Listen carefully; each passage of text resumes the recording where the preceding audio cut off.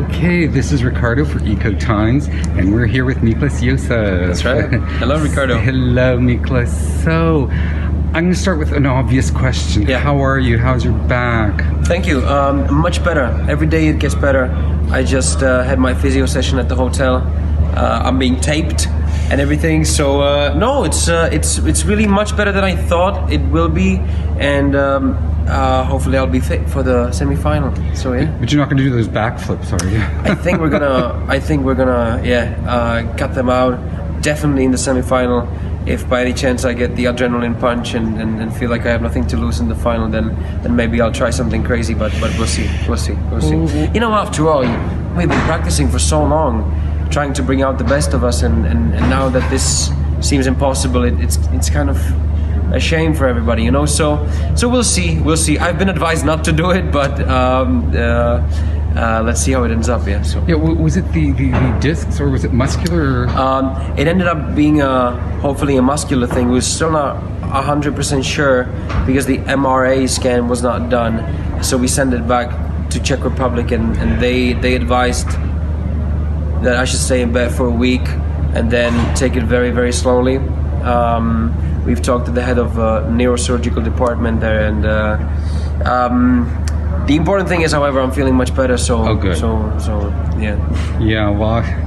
Yeah. Maybe the dancing best be left this time to somebody else. I don't know. yeah, definitely. After all, I'm a singer, you know. So my main job is quite clear. So. Yeah. Well, you're a singer, you're a composer, you're a producer, you're a model. Where does all this talent come from? Your parents? Yeah, you know, I'm not a model actually anymore, but when it comes to that, I was just born in some way. There's no credit that I can take, you know, for that. So, and apart from this thing, I just enjoy doing music, and I don't like it when I'm being forced into some direction. So that's probably why I like to do everything myself, you know. Mm-hmm. I consider myself way more of a music producer than a performer before Eurovision, and now that kind of changed. I'm seeing myself more as a singer performer than being locked in the studio all the time. So I welcome this very much. Mm-hmm. Wow. A year ago, where were you? Like between the contrast, I'd like you to tell me a little bit about the contrast between a year ago, when the Czech Republic performed on stage in Kiev, and what were you doing then, and now? Did you ever imagine you'd be here this year? I remember that back then I was in Vienna, coming up with "Lie to Me." Oh, really? Yes. Oh, wow. "Lie to Me" was a long process, not only writing-wise, but production-wise as well. So, I didn't go to Ukraine. Martina got to do that, and I was busy getting ready for the next year. So I was so disappointed that the Czech Republic didn't make it to the final last year. That was one of my favorite songs. Was it really? Martina's, really? Yes, it was. And cool. I'm not just saying that because I'm in front of you. It really was. No problem. It really was. No problem. Cool. Yeah, I mean, you know, after all, this is Eurovision, and you'll never know how it's going to end up, you know. It's very unpredictable. Yeah, it's very unpredictable. Yeah. That's why it's so fun, I think. So yeah. And what are your plans after Eurovision? Wow, I plan to be a very busy person after Eurovision. I'll be moving over to Los Angeles, to America, where I'm going to be working with some big name producers and songwriters, coming up with my debut album. So now that I'm being signed with Sony, the door is opened, you know, to many places where I couldn't get to before, so I'm gonna hit it now. Yeah, that's amazing. And so young. How old are you? I'm 22. I'm 22. So yeah. But there are younger guys in Eurovision. I think Ari is younger than me. Oh, really? Well, Benjamin is younger than me. Yeah, he's 21. Yeah, he's 21. Yeah. So not so much, but yeah. But still, you know, at 22, I think you're set. Yeah. Sometimes I feel like a tired 40-year-old guy, you know, coming back from work. But then when you realize you're 22, it's a nice realization. Yeah, and this is your second time here this spring, right? Yes. You shot your postcard. That's right.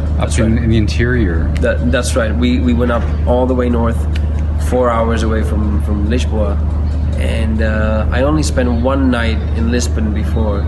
And I got sick during that night, so I was having fevers, and then took 2 planes home. So now it's now after the accident, you know, got a little bit sorted and everything is okay. Lisbon just doesn't seem to be a healthy place for me. Oh, dear. But it's perfect. I mean, I love the weather, love the seaside, and beautiful city. In your postcard, you were holding a little dog. Yeah, You're holding a puppy. That's not going to be in the postcard. Oh, no? No. I don't. I haven't seen it. Maybe, but that was not the main purpose. You know, why we went all the way up north. But yeah, we were shooting in some really traditional places. You know, in this, and these puppies just happened to happened to come by. So yeah, that was just an Instagram pic. Yeah, you were wearing that striped sweater. Yeah, that's in right. The picture, yes, that's I right, remember. Right. Yeah, the one I wore in Ukraine. So yeah. And can you tell us a little bit about your postcard? Sure. I was kind of I still did not know what it's going to be, but we had this traditional festival in a village, you know. Everybody dresses up in costumes. Oh, really? I think it's called Macedores de Cavaleiros or something like this. Not entirely sure, so I'm really sorry if I didn't get it right. But it's a traditional thing. It happens every year, and they burn this demon. During that, they have their special dance that they do, and I got to dance with some local girls actually in a circle like that. So I was a little bit of.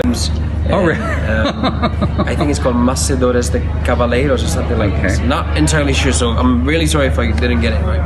But it's a traditional thing. It happens every year, and they burn this demon.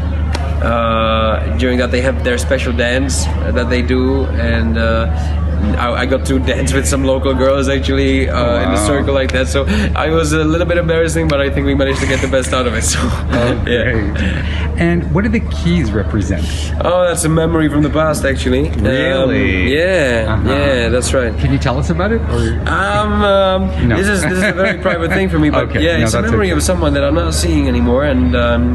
Is that the inspiration behind "Lie to Me"? Or no? I think you might be might be heading the right direction, but yeah, it just tells me that I had some great times in the past, not anymore.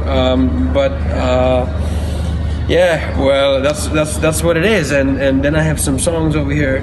I'm planning to get many more tattoos. So hopefully this won't be the only thing to talk about. Very sexy. Yeah. Thank you very much, Mikolas. Thank you so much. This is Ricardo for Oiko Times.